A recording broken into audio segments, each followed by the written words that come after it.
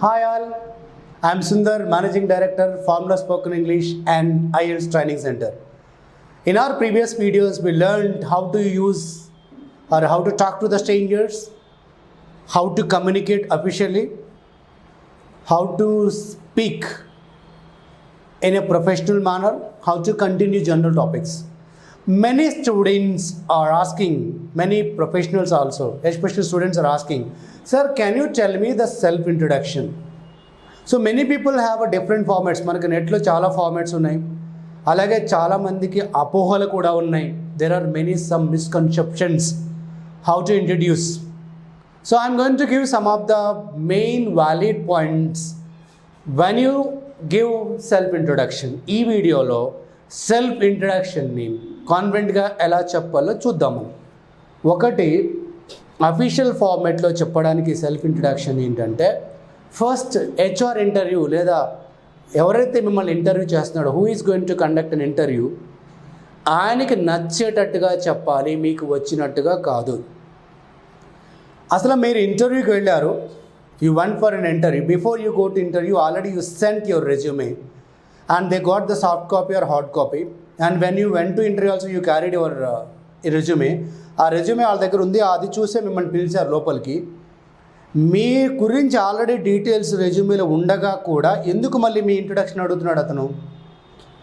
ఎందుకు అడుగుతున్నారు? అప్పుడు మీరు అన్న చదువు కూడా రాలేదా, రెజ్యూమేలో చదువుకొని అనవచ్చుగా అంటారా?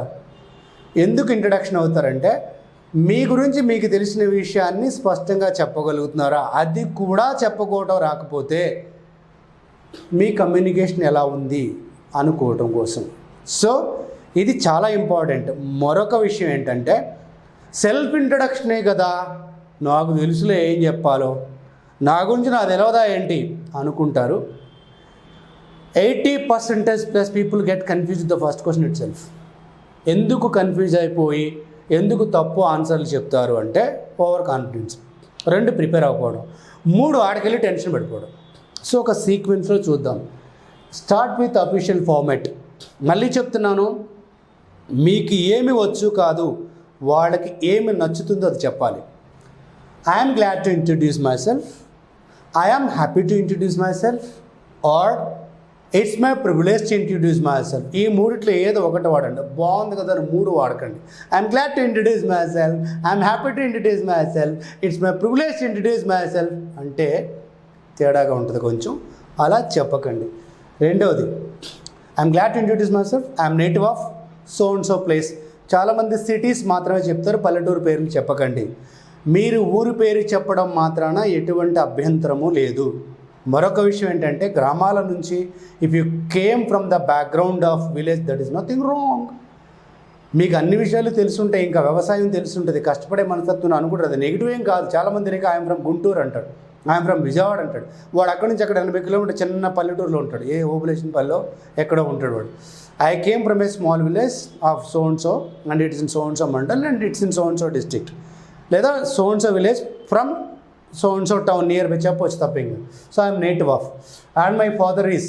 చాలామంది సార్ ఇంట్రడక్షన్లో ఫాదర్ చెప్పాలని రూల్ ఏమి కాదు, చెప్పడం కూడా తప్పే. ఎందుకంటే బేసిక్గా మీ ఫ్యామిలీ బ్యాక్గ్రౌండ్ ఒక ఐడియా వచ్చేస్తుంది. My father is mister so and so, he's a farmer and my qualification is I completed my BTech, I completed my so and so college, so and so university.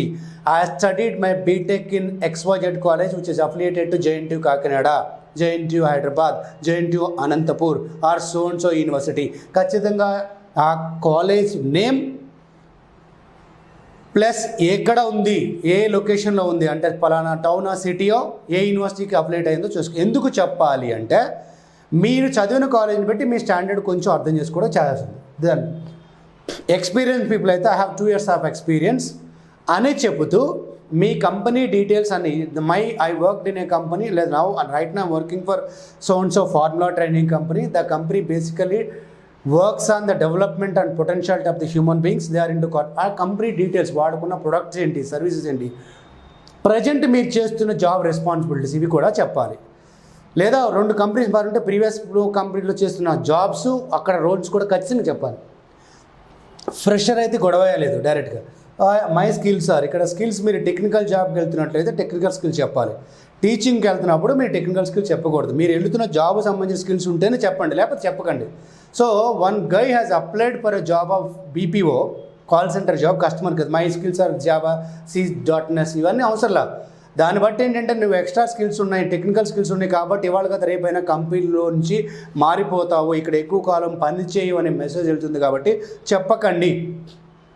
So మీరు టీచింగ్కి వెళ్తారు, my skills are reading books and collecting data and watching, అవి my skills are grasping very fast and teaching as per the student, అది చెప్పగలిగితే గొప్ప విషయం.